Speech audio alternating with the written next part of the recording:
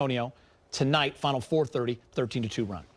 Yeah, I think the ability to do that, you don't want to have to depend on turning it on like that, but this team can do that. It was a sluggish start. Memphis come out shooting the lights out, and then the second quarter, the Lakers defense started to, unfold.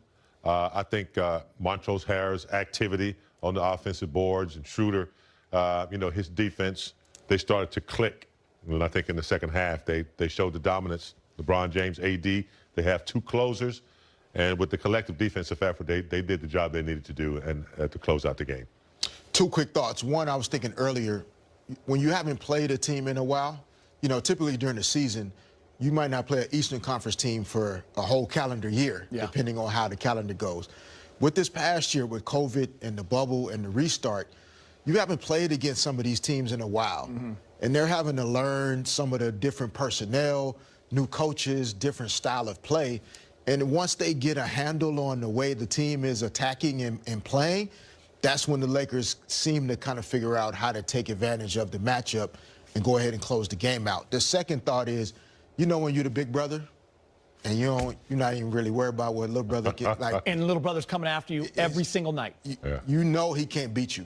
Yeah. So sometimes you let him get a few punches in, you let him get some licks in, but at the end of the day, you big brother. I was going to kind of ask you that because James was talking about, turning it on at the end. That can be dangerous against teams like this. But then again, it's on the road, so you're happy to get the win, right? Yeah, no, I think that's where the depth throughout the course of the season is going to come into great value for this Lakers team. Alex Caruso out, KCP out.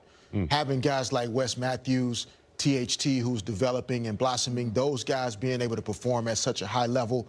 The addition of Dennis Schroeder in the backcourt, that gives LeBron a lot more ability to not have to do so much. But then tonight, you saw in that third quarter, he kind of starts to turn it on and take control of that game and really started to impose his will and the team's will against the Grizzlies. James, you gave some love to Montrezl Harrell. He went for 16 and 9 off the bench. He's with Mike Trudell. For the Lakers, and you really got things going, end up a plus 12, second only to LeBron. How important was that energy and just making sure that flow got going the right way for you guys? It was really just coming out, playing the right way, man. My team, looks at me for energy and, to pick things up when, guys are kind of, not in the, right groove or flow of offense or defense, man. So, I just come in trying to do anything I can and basically everything I can, man, to keep the ball alive on the offensive end and, just limit them to one shot on the defense end. And my teammates do a great job of feeding off me. Hey, what's your early season reflection now of being a Laker, of melding with your new teammates and just how you see things playing out on the floor so far, Montrez?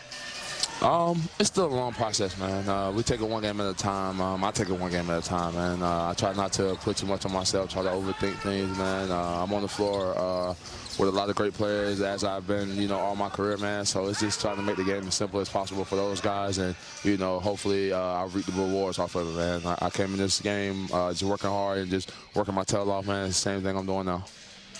All right, and final thing for you. We know this season is so unique, so just like you saw the Spurs twice in a row, now you get the Grizzlies twice in a row. What's the key in a regular season matchup to see a team 2 times in a row? What do you guys have to do next time? Honestly, the same thing we did tonight, man, but a little bit harder, man. These guys came out and jumped on us early in the beginning, man, and we had to fight to come back. But we really just got to come out and be ready to play as soon as the ball is thrown up, man. I think if we do that and, carry out our defensive principles, what we want to do and take them out of, I think we'll be good. But we really just got to come out and be ready to play as soon as the ball is thrown up. I think that was the only thing that was really missing to start off tonight. All right, sounds good, man. Well, look, you get a chance to actually unpack your suitcase, so we'll let you go back to the room, man. We appreciate it. Yes, sir. Thank you. All right, new Laker Montrezl Harrell. Brez has joined us. Listen, the bench was great tonight. 40 points, really productive, impactful minutes from Harrell, from Wes Matthews, from THT. Markieff Morris played as well. Brez, I'll start with you. Montrezl Harrell really doing a lot on those offensive boards, getting those extra possessions that are huge for the Lakers.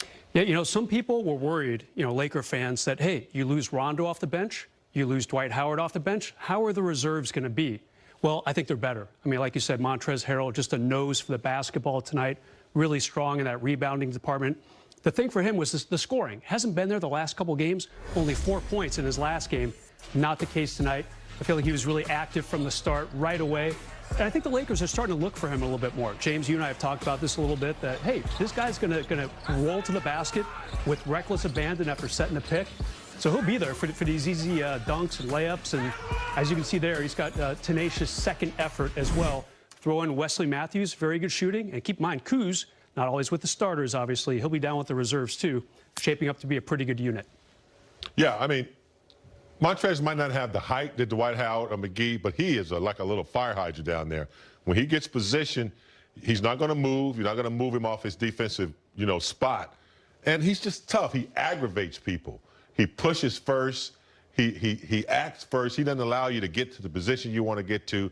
And I do think they ran one little play for him where they had LeBron on the post. Somebody cut through, set a pick, and he just curled in. He's really good at setting picks, rolling to the open space, or splashing into the open space. So he's a double-double guy every night if they look for him. They don't even have to look for him, really. He gets them, just on his own. If he moves, especially when somebody like Gasol is in the game, he just moves and cuts, and he just happens to be in the right spots where you have to kind of see him and get it to him. It's always in the paint, too. I mean, how valuable is a guy that you don't have to call a play for, but he can get you a double-double? And I want to ask you something, Fish. You're part of all those championship teams with the Lakers, and they were built around a couple of stars and great role players that had to give up something to be a part of something bigger. Montrezl Harrell, great interview right there with Trudell. I love what he said. It's a process, man.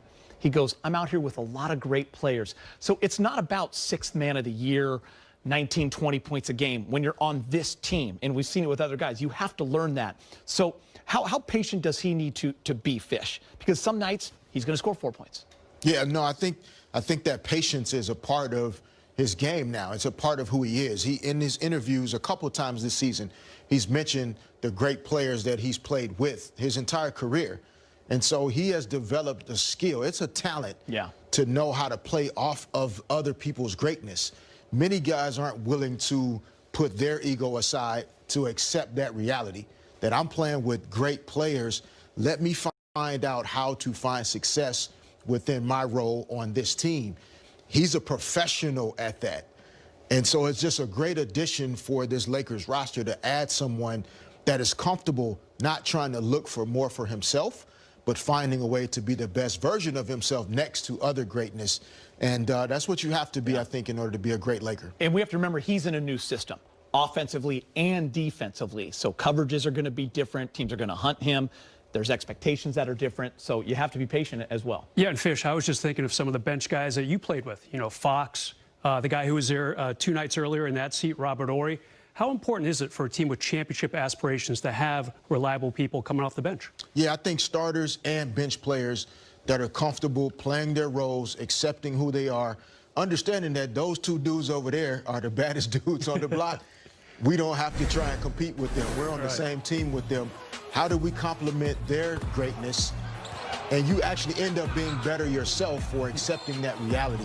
And I think that's what Montrez has done so well in his career, which is why he has been a Sixth Man of the Year candidate, is because he's accepting of being that type of player.